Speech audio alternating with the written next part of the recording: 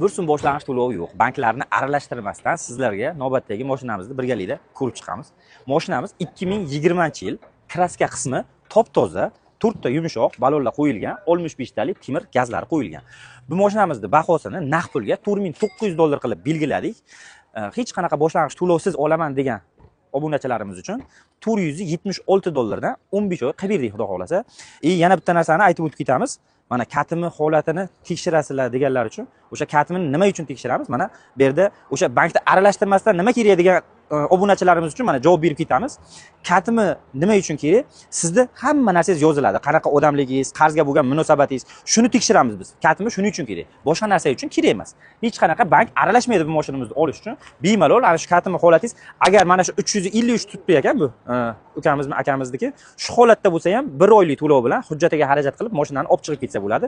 Agar 400 dan yuqorida bo'lsa, $1 ham pul to'lamasdan olib ketadi. Agar 300 dan past bo'lsa, 30% pulni to'laydi. O'sha kelib hamma mashinalarning pulli ekan deydigan odamlarniki o'rtacha chiqqanligi uchun biz 20-30% pul so'raymiz.